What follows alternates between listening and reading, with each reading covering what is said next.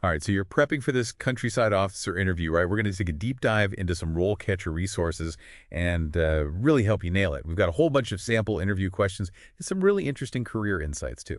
You know, it's really cool how these resources go way beyond just like basic advice. We're going to really break down what those interviewers are listening for and how you can show off your passion and all your expertise so you can really stand out. For sure. We'll brainstorm how to answer each question, think about follow-ups, and even throw in some tips specifically for countryside officers, stuff you won't find just anywhere. And you know, sometimes AI can feel kind of, I don't know, impersonal, but RoleCatcher uses AI to personalize your prep. It's like having a guide made just for you and the job you're going for. Okay, before we get to the questions, let's paint a picture. Remind us, what does a countryside officer actually do day to day? Okay, imagine you're walking through this amazing national park, that fresh air, birds singing, but you're not just enjoying it, you're managing it. You're like the guardian of this whole beautiful space, taking care of it, making sure everyone can enjoy it responsibly. So you're outdoors, working with people, and you need a deep understanding of the environment, too. Exactly. And the interview questions are designed to test all of those things. All right, let's hit the first one. It's a classic. What motivated you to apply for this role? Seems simple, but I bet there's a lot you can do to make your answer stand out. Oh, absolutely. This is where you share your story, like how you first got passionate about the environment and how that led you here. So more than just, I love nature. Right. Think about specific moments. Was it exploring a park when you were a kid? Or a documentary that blew your mind? Or even a volunteer project where you saw the impact you could make? Weaving in something personal makes it memorable and shows real enthusiasm, right? What kind of follow-up questions could they ask? Oh, they might ask you to explain that experience more or how it connects to this specific job's duties. Like if you mentioned restoring a wetland, they might ask how that applies to managing habitats in this park. So it's about showing you've thought about how your passion translates into action in this role. And this is where RoleCatcher's AI can be really helpful. You can type in the job description and practice your answer, and the AI tells you if you're hitting those key points the employer's looking for. It's like a coach who knows exactly what that hiring manager wants to hear. Yeah. All right, next question. How do you stay informed about changes to environmental policies and regulations? This one feels a bit more, I don't know, technical. It is, and it's super important because things are always changing in this field. They want to know you're not just passionate, but you're actively keeping up to date. So it's not enough to just say, I care about the environment. Right. You've got to show you're actively seeking knowledge. Mention specific publications, organizations, websites, even podcasts that you follow. So like I could say, I'm a member of a name a relevant organization, Yeah. and I subscribe to their journal. Exactly. And you could even bring up a recent policy change that's caught your eye and explain why it matters to this job. It shows you're really engaged and thinking critically. What about follow-up questions on this one? They might dig deeper into that policy change you mentioned, or they could throw a curveball and ask you about a hypothetical situation based on a new regulation. It's all about showing you can think on your feet. So you got to be ready to not just recite info, but analyze it and connect it to real-world stuff. Yeah, and this is another area where RoleCatcher's AI comes in handy. You can practice these kinds of questions and get feedback that's tailored to, like, the environmental challenges and regulations in that specific location. Amazing. It's like a database and a tutor all in one. Okay, this next one sounds like a real balancing act. How do you balance the needs of conservation with the needs of the community? This one's all about recognizing that conservation isn't just about protecting nature in a bubble. It's also about making sure people can enjoy these places responsibly. So finding that sweet spot where everyone wins. Right. And you got to show you can navigate those different interests. How do you suggest answering this one? Focus on your experience working with different groups, understanding their points of view, and finding solutions that work for everyone. Have you ever facilitated community meetings, gotten input from residents, or worked with organizations on sustainable recreation? It's about being more than just a scientist. You've got to be good at communicating and collaborating too. What about potential follow-ups? They might ask for a specific example of balancing competing interests, or they might throw a hypothetical situation at you. Like, how would you handle concerns about a new trail impacting a sensitive habitat? So you're showing you can handle tough conversations and find solutions that actually work. And this is where RoleCatcher's AI can be Well, pretty cool. It analyzes practice videos and tells you how you're communicating. Are you empathetic, assertive, focused on solutions? Those little things make a big difference. Right. Question number 4. How do you prioritize your workload and manage competing demands on your time? This one feels relevant to any job, but especially when you've got so many different things to do. Oh, absolutely. As a countryside officer, you'll be managing projects, leading tours, doing surveys, writing reports. It's a lot to keep track of. So how do we convince them we're masters of organization? Talk about your systems. Do you use project management tools, make to-do lists, break big tasks into smaller ones? Show them you've got a method. And it's not just about being organized, it's about rolling with the punches, right? Things always come up. Exactly. Be ready to talk about a time when your plans had to change and how you handled it. Maybe a storm messed up a trail, or you got way more visitors than expected. It's all about showing you can stay calm when things get crazy. Follow-up questions. They might ask about a specific time management challenge, or maybe how you'd prioritize tasks in a made-up scenario. They want to see how you think and how you make decisions. I noticed RoleCatcher has this neat feature where you can put in the specific responsibilities from the job description and get feedback on if your answers are hitting those key points. Yeah, it's like a cheat sheet that tells you what to focus on based on what the employer wants. Okay, this next one sounds a little scary. How do you identify and assess potential risks associated with conservation projects? It can be intimidating, but it's a super important part of the job. You're responsible for people's safety and for the environment itself, so you got to be able to spot those potential problems and take action. So being proactive, not just reactive. Exactly. This is your chance to show off your analytical skills. So what kind of things should I mention? Talk about the tools or frameworks you use, like SWOT analysis or environmental impact assessments. Don't be afraid to get specific. Share an example of when you spotted a risk and explain what you did about it. So if I was working on a trail and noticed a spot that could erode, I could talk about how I assessed the landslide risk, talk to engineers, and put in erosion control measures. Exactly. It shows you're not just thinking about what could go wrong, but how to prevent it. Follow-up questions. They might ask about common risks in countryside management, or have you analyze a made-up situation and come up with a plan to mitigate the risk. So be ready to think critically and apply your knowledge to real-world scenarios. Those practice scenarios in RoleCatcher seem really helpful for that. Oh, definitely. You can practice assessing risks for different projects and get feedback on if you're thinking of everything. It's like having a virtual mentor helping you through it. Okay, let's move on to a question about people skills. How do you engage with stakeholders and build positive relationships with the community? This is where you get to show you're not just a conservation expert, but you can also work with people, be a diplomat. Because there are so many different people involved when you're working in a place like this. Tons. Local residents, visitors, landowners, government folks. They all have different perspectives. So finding common ground is key. Totally. You got to demonstrate you can handle those sometimes tough conversations and bring people together. So any tips for tackling this one? Highlight your experience with collaboration and communication. Maybe you've led community meetings, organized outreach events, or worked on projects with multiple stakeholders. Give specific examples and focus on the positive outcomes. So, like, I could talk about working with a local group to make a trail maintenance plan that considered both conservation and recreational needs. Exactly. That shows you're not just working alone, but actively getting the community involved to find solutions that benefit everybody. Follow-up questions. They might ask about a time you faced pushback from a group and how you dealt with it, or they might give you a made-up conflict and ask how you'd mediate it. It's showing you can navigate those interpersonal minefields and find a way to make progress. And here's where RoleCatcher's AI can be really helpful. You can practice these questions and get feedback on your communication style, your tone, even your body language. Do you seem approachable? Empathetic? Assertive? It's like having a magic mirror that helps you improve those subtle but important communication skills. All right, next up. Can you give an example of a successful conservation project you've worked on? Showtime. It is. Now you can really bring your experience to life and show what you've accomplished. Choose a project that highlights your skills and your passion and tell a good story, one they'll remember.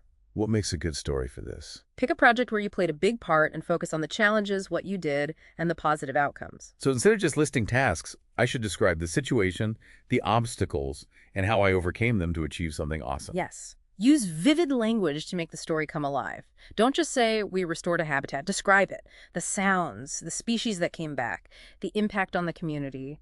Make them feel like they were there. Possible follow-ups. Oh, they might ask you to talk more about a specific part of the project, how you measured its success, or what you learned from it. Be ready to dive deeper. And this is where RoleCatcher's AI feedback on those practice videos is really helpful. It can help you analyze your storytelling and make sure you're engaging the interviewer. It's like a personal storytelling coach right in your pocket. Okay, next. How do you measure the success of a conservation project? This feels like it's about more than just feeling good about the work. It definitely is. It's about understanding that you got to set clear goals, track your progress, and evaluate the impact. You got to be data-driven and results-oriented, which are super important for any countryside officer. Absolutely. So, how do we answer this in a way that shows we get it? Well, I think starting with the importance of SMART goals is key. Specific, measurable, achievable, relevant, and time-bound. That shows you understand the basics of planning and evaluation. And then go on to discuss the metrics you use to track your progress. Things like the number of acres restored, the increase in biodiversity, or the number of people you got involved in conservation activities. And don't forget the qualitative stuff, like feedback from the community and how satisfied stakeholders are. It's not just about numbers, it's about the overall impact. Right. So what kind of follow-up questions could they ask here? They might ask about a specific project and how you measured its success, or maybe ask you to explain how you'd collect and analyze data to evaluate a hypothetical project. It's all about showing off those analytical skills, how you interpret data, and how you make decisions based on evidence. And remember, RoleCatcher's AI can help you tailor your answers to the specific job you're after. They have a huge database of real interview questions, so you can practice until you feel totally confident. It's like having a secret weapon for those data-heavy questions. Okay, last one for this part of our deep dive. Can you give an example of a complex conservation project that you have managed? Time to bring out the big guns and show off those leadership skills, right? This is where you prove you can handle the tough stuff, manage lots of moving parts, and get impressive results. Exactly. They want to see that you're ready to take charge and lead, not just help out. How do we pick the right project to talk about? Choose a project that needed strategic planning, coordination, and some serious problem solving. Don't just focus on the tasks. Highlight your leadership role, how you made decisions, and the strategies you use to overcome obstacles and succeed. Excellent point. Maybe a project with lots of stakeholders, a big budget, or a tricky environmental issue. And be specific about your accomplishments. Like, I managed a project to create a new nature reserve, which involved getting funding from different sources, negotiating land acquisitions, and creating a management plan. The result was protecting 500 acres of vital habitat and new recreational opportunities. Now, that's a great example. It shows leadership, the ability to manage complex projects, and a real impact on conservation. What about follow-up questions? They might ask about specific challenges, how you motivated your team, or how you measured success. It's all about demonstrating your leadership style, your ability to inspire people, and how you evaluate your own effectiveness. And don't forget, RoleCatcher can help you fine-tune those answers. Their AI-powered feedback can help you identify areas for improvement and make sure you're communicating your achievements effectively. Like having a virtual mentor guiding you through the whole process. Wow, we just tackled 9 tough interview questions. We covered a ton of ground with those questions, but RoleCatcher's got way more than just that. Their career guides are like packed with insights that can give you a real edge, especially in this field, right? You know, it's cool how they stress getting hands-on experience even before you land the job.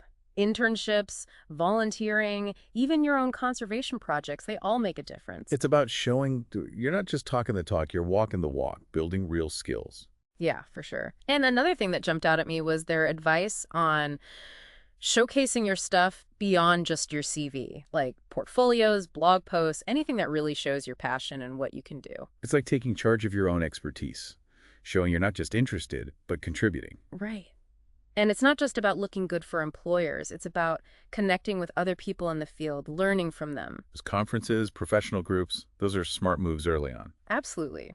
Speaking of careers, let's talk about how RoleCatcher's AI can help you tailor your interview answers. Okay, let's get into that. A lot of people might be thinking, can AI really get the nuances of a job interview? It's not about replacing human interaction. It's more like using tech to up your game. you know?